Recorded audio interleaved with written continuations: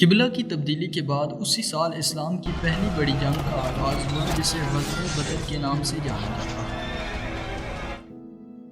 غزوہ بدر 17 رمضان المبارک سن 2 ہجری کو بدر کے مقام پر مسلمانوں اور مشرکین قریش کے درمیان لڑی گئی تھی۔ اس جنگ میں گو کہ مسلمانوں کی افرادی قوت کم تھی لیکن انہوں نے مشرکین پر فتح پائی۔ تاریخی حوالوں کے مطابق مسلمانوں کی فتح کے اسباب میں ایک اہم سبب مسلمانوں اور بطور خاص علی علیہ السلام اور حضرت حمزہ علیہ السلام کی خاص جانفشانی تھی۔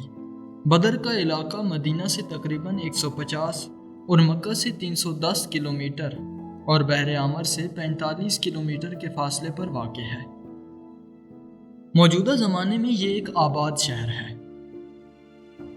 شاہراہ ہجرت بننے سے قبل مکہ سے مدینہ اور مدینہ سے مکہ جانے کا راستہ یہیں سے گزرتا تھا، لیکن اس وقت بھی اکثر مسافرین اس راستے سے سفر نہیں کرتے تھے۔ اس علاقے میں شہداء بدر کا مقبرہ مسلمانوں کی زیارت گاہ ہے۔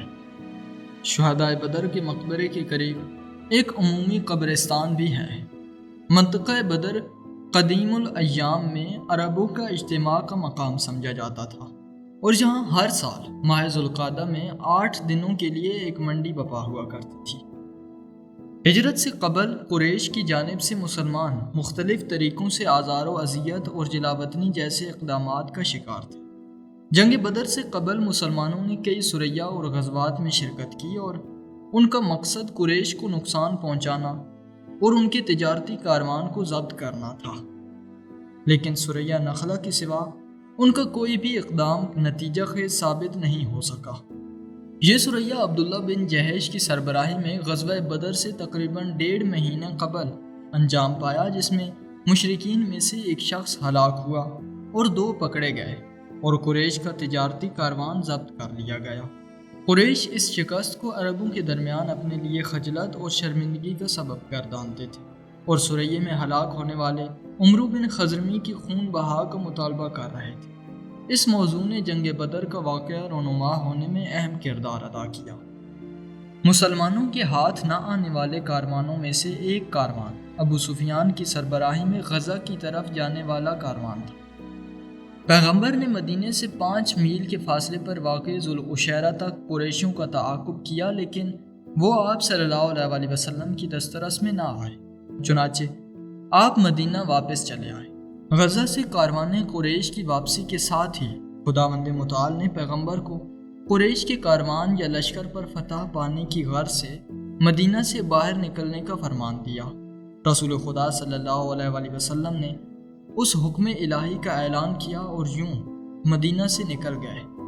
پیغمبر اکرم بقول مشہور 12 سے 13 رمضان المبارک 313 اصحاب کا لشکر لے کر مدینہ سے نکلے۔ ادھر ابو سفیان کو شام میں اطلاع ملی کہ مسلمان کاروان قریش کا سامنا کرنے کی تیاری کر چکے ہیں۔ اس نے ایک قاصد مکہ روانہ کیا اور اہلیان مکہ سے درخواست کی کہ اپنے اموال کے بچاؤ کے لیے مدد پہنچائیں۔ یہ خبر ابو سفیان کی ہدایت پر اشتعال انگیز انداز میں مکیوں کو دی گئی، چنانچہ سارے یا اکثر مکی جو کاروان تجارت میں حصہ رکھتے تھے خبر سنتے ہی 950 افراد پر مشتمل لشکر میں منظم ہو کر ابو جہل کی سربراہی میں بدر کی طرف روانہ ہوئے۔ لشکر اسلام 17 رمضان المبارک بوقت عصر بمقام بدر پہنچا اور اسی رات بارش آنے کی وجہ سے ریگستانی زمین مسلمانوں کے قدموں کے لیے مستحکم ہوئی، جبکہ وہی بارش قریشیوں کے لیے دلدل ثابت ہوئی۔ فریق مقابل کی طرف سے ابو سفیان نے احتیاط اور خوف و ہراس کے ساتھ بدر کے ایک قریبی علاقے میں پڑاؤ ڈالا اور تحقیقات کے بعد جان گیا کہ مسلمان بدر کی حدود میں ہیں۔ چنانچہ اس نے فوری طور پر اپنے کاروان کا راستہ بدل دیا اور ساحل کے راستے سے مکہ کی جانب روانہ ہوا۔ تاہم ابو جہل نے مسلمانوں کے مقابلے میں اپنی قوت ثابت کر کے دکھانے کا فیصلہ کر لیا تھا۔ چنانچہ دوسرے قریشیوں نے ابو جہل کی ضد اور ہٹ دھرمی کی وجہ سے مجبور ہو کر اپنا سفر جاری رکھنے کا فیصلہ کیا۔ قریش کا لشکر سپاہ اسلام کی تعیناتی کے بعد بدر میں داخل ہوا اور ایک ٹیلے کی پشت پر پڑاؤ ڈالا۔ عمیر بن وہاب اور ابو اسامہ باری باری مسلمانوں کے مقام تعیناتی اور عسکری صف بندی کا جائزہ لینے کے لیے مامور ہوئے، اور دونوں نے خبر دی کہ مسلمانوں کی افرادی قوت مختصر اور ان کی وسائل بہت کم ہیں۔ ادھر رسول اللہ صلی اللہ علیہ وآلہ وسلم نے علی سمیت چند افراد کو اس کنویں کی جانب روانہ کیا جو لشکر قریش کے قریب واقع تھا۔ انہوں نے کنویں کے قریب موجود 2 قریشیوں کو گرفتار کیا اور ان سے تفتیش کر کے معلوم ہوا کہ قریشیوں کے سپاہیوں کی تعداد 900 سے 1000 کے درمیان ہے، اور قوم کے اکثر اکابرین بھی لشکر میں شامل ہیں، اور انہوں نے ریت کی ٹیلوں کی پشت پر پڑاؤ ڈالا ہے۔ وہ رات جیسے تیسے گزری اور اگلے دن کی صبح کے وقت پیغمبر اسلام نے اپنے لشکر کی صف آرائی کا اہتمام کیا، اور اسی اثناء میں قریش کی سپاہ اقنقل نامی ٹیلے سے ظاہر ہوئی۔ رسول خدا نے دیکھا تو بارگاہ احدیت میں التجا کی، اے رب متعال، یہ قریش ہیں جو غرور و تکبر کے ساتھ تجھ سے لڑنے اور تیرے رسول کو جھٹلانے آئے ہیں۔